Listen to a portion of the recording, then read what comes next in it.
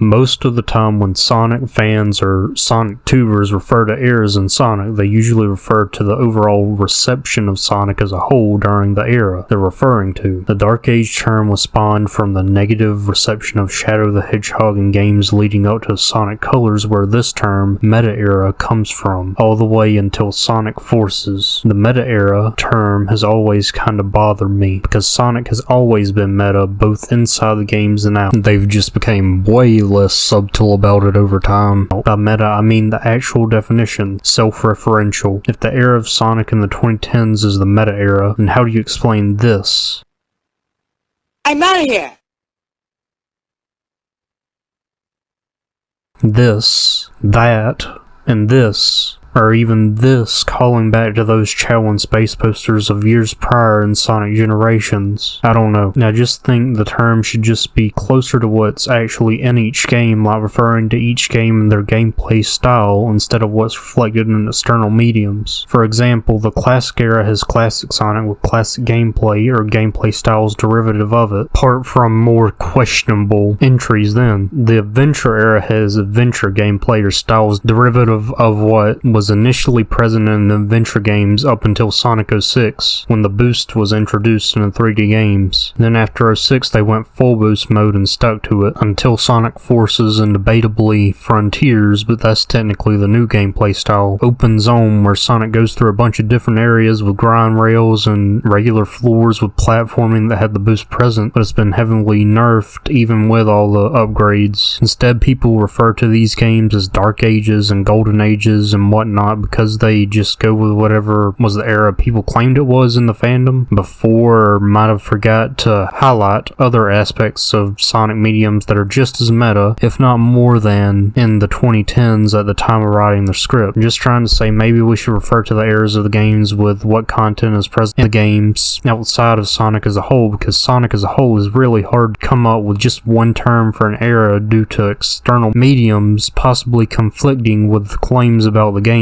Take a moment to think about how many times Sonic actually tried to make meta jokes in the 2010s, only in the games. How many jokes can you name off the top of your head? Obviously, Baldy McNosehair. No copyright law in the universe can stop me referring to Baldy McNosehair again in Sonic Lost World, and it's been generations since I've seen you in Forces. That's what, 4 jokes? Maybe a 5th or 6th I'm forgetting, 2 of which just call back to what happened in previous games like Adventure 1 did as a continuation of classic game stories, saying that Knuckles is kinda dumb for falling for Eggman's tricks again. Oh no! The Chaos Emeralds!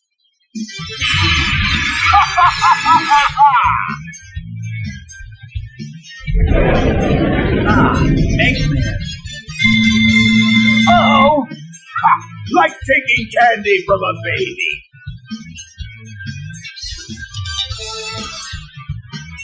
That's a Chaos Emerald! That's right, fool! You made it all too easy! You practically gave them to me! Hold it right there, creep! You can't get away with this! Knuckles, don't tell me Eggman tricked you again! Me? What about you? Way to go, Knucklehead! And Adventure 2 did as a continuation of Adventure 1's story, calling back to how Perfect Chaos was defeated and how Tails defeated Eggman when he tried to nuke Station Square in a passing manner. What about that last Chaos Emerald? We had a deal, right? So where is my emerald? Here you go. I found this. Why didn't you show me this before? This Station Square saved from a life-threatening missile attack. The city has awarded its famed prize to the boy who saved Station Square. Miles Tails per hour was given the Chaos Emerald as a testament of his heroic deed at a ceremony held at City Hall. This makes things a whole lot easier. Hurry, go back to work and find them fast. I want that Chaos Emerald! Like the running joke in the series where every game has to have the long time no see line. Knuckles! Hey guys, long time no see. Long time no see! Long time no see! Long time no see! Long time no see! Even without those callbacks in the dialogue, the level assets in the adventure games debatably feature more meta references to Sega IPs than most of the games in the meta era ever did, besides maybe the DLC and forces for costumes featuring other Sega IPs and the Sonic shirt, which I kind of forgive since Sonic showed up in the Sonic movie. I mean, come on, look at these level assets in Radical Highway and try to tell me how some of these just fit into the game world and aren't just references to other Sega IPs or the games themselves. One of them may or may not be a cultural reference to the Got Milk campaign, which was very prominent in the 90s as far as I'm aware, so obviously Sonic Team was in on pop culture during that period too, since that was kind of the whole point of Sonic vs. Mario whenever that was still relevant. He protruded the essence of a fast blue hedgehog in most mediums he was in at the time, that was made as a mascot specifically to compete with Mario and be, or at least seem, cooler in pop culture. Even as far back as the classic game, Sonic was making meta and pop culture references to other franchises. Look at Sonic 3 and Knuckles and try to explain to me how the Death Egg isn't at least remotely related to Star Wars, a pop culture icon in the West, or how Super Sonic and forms derivative of it weren't inspired by Dragon Ball Z, pop culture icon in Japan and arguably in the West too. Eventually, the cartoons were arguably one of the most meta things about this era of Sonic. Try this video game. You run, roll, and collect rings as fast as you can. Ah, that sounds terrible! But haven't they always been somewhat like that? There was an entire segment in Adventures Sonic the Hedgehog dedicated to speaking directly to the audience about current topics and just kind of attempting to teach people a lesson. Sonic Underground was straight up a meta reference to how rock culture became more popular in the 90s. Boom debatably made those jokes less obvious to the audience, since it's mostly just passing jokes that any younger person can miss if they weren't fully aware of what the voice actors were talking about.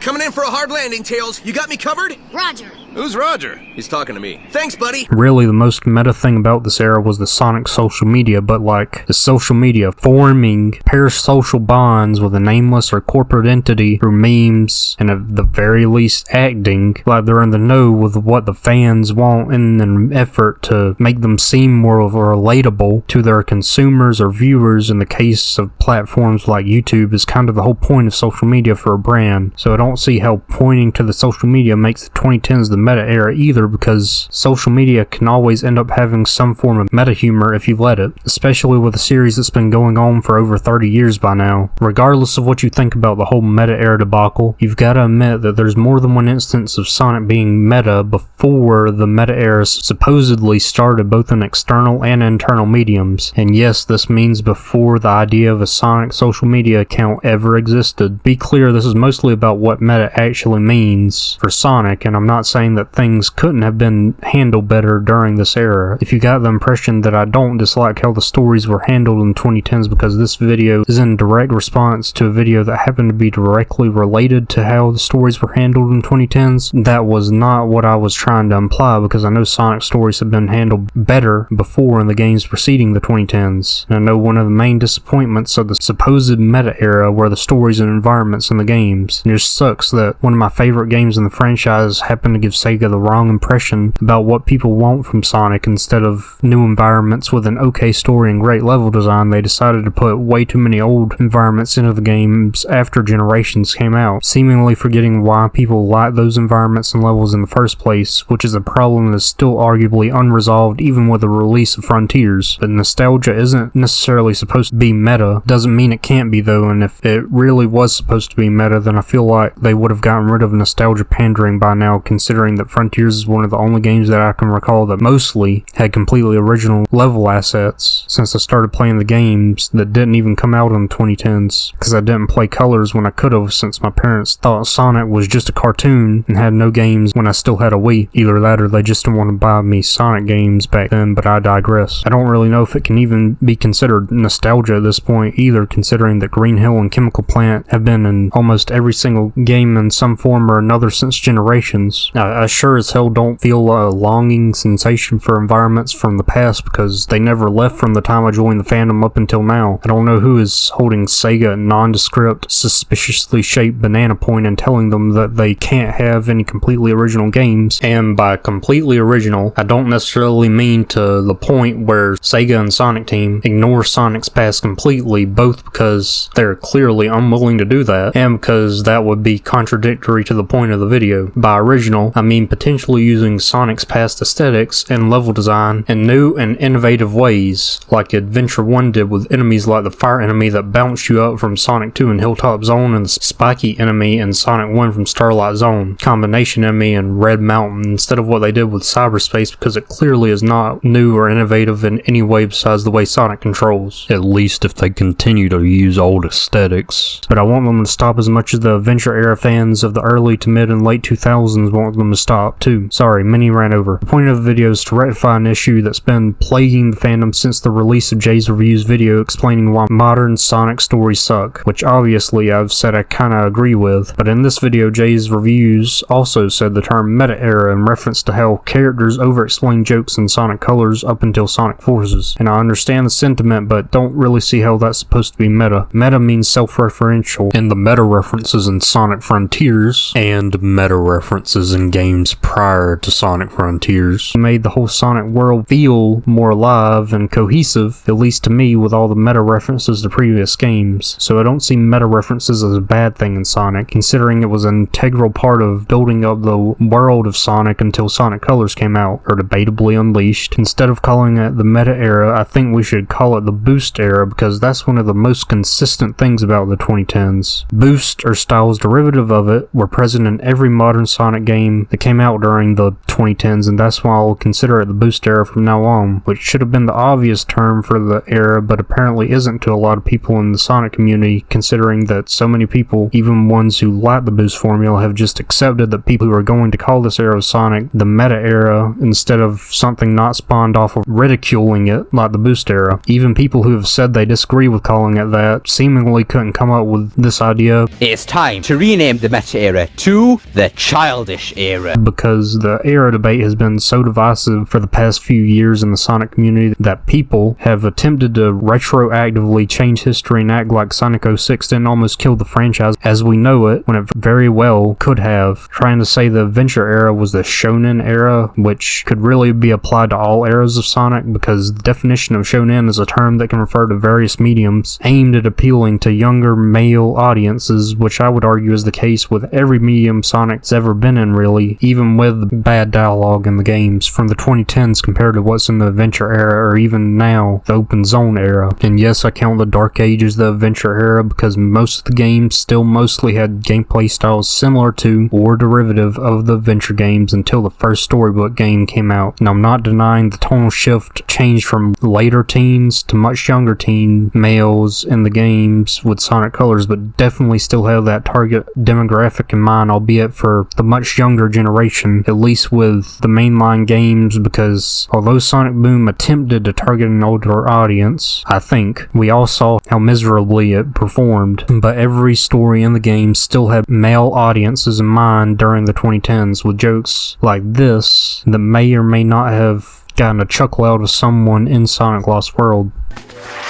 Move it or lose it, Snow Cone. The last time we met, you ruined my nail art.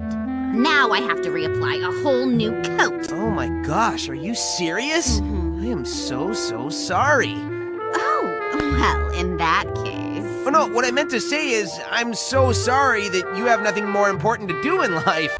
But probably not girls. Maybe. I don't know what girls chuckle at. Shut up. The joke was directed toward girls, but the Deadly Six member, whom I forgot the name of, is like, so I don't see girls who are like her laughing at it, but definitely guys. I'm not trying to sound like a pretentious prick and completely deny that there weren't very meta things about this era compared to others, but to deny meta and pop culture being part of Sonic's identity before the supposed meta era is ridiculous, because there has always been some level of meta or some level of pop culture references in the games. Jay's Reviews himself has admitted he doesn't really care about the term anymore, as shown here in the Sonic Generations review. Sonic is a unique series, a unique history, and a talent for surviving destruction numerous times when other franchises would have crumbled beneath all that weight. I love Sonic. He's cool but uncomplicated. He's there for people who need him, which is why I loved this series so much when I was a kid. Sonic Generations being an interesting point because this is basically a perfect game to me. Like, I wish there had been more of it, but that's only because what is there is so good. This is easily a contender for one of my favorite games in the decade, and masterful execution of a great idea is why that is. Sonic Generations was the last Sonic game that came out when I was a kid. Well, maybe you could say it was episode 2 of Sonic 4, but that's besides the point. What I'm saying is that this was the last big main game that came out when I was a preteen, and so even if there is a certain amount of nostalgia for all of these games, it's coming from a much different place when discussing something like Forces than it would be for Secret Rings, if that makes any sense.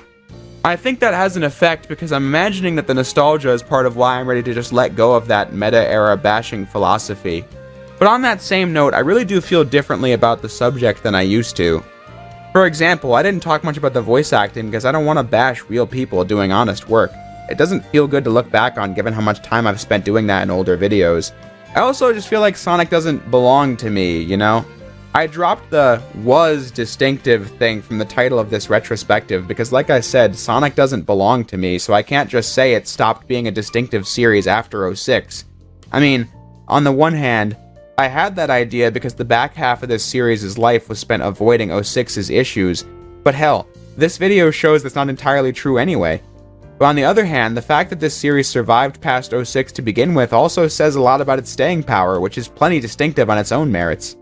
So why can't the fandom? I'm sorry if this sounds more cynical than usual, but I've wanted to see this addressed since I started watching the Sonic content I completely missed out on after Sonic Forces. And I haven't seen one person talk about this era who may have had more fondness toward it than others in a way that doesn't eventually end up dissing it, even when they want to rectify it because completely self-contained stories with cringy jokes bad. Please don't think this is me saying I want to go back to that style of writing though. I'm just trying to say we shouldn't place a stigma around the eras of Sonic because there's something to be found in all of them, whether good to some or bad to others. Don't take this as me trying to say that Sonic does not deserve criticism though, because I completely disagree with that notion. Some of my favorite games in the franchise would not exist without the criticism Sega and Sonic Team received prior to the release. Without criticism, the franchise would have probably already collapsed after 06, meaning Sonic would have become a forgotten memory in the public eye, and I don't believe anyone who I've showcased in this video wants that, whether they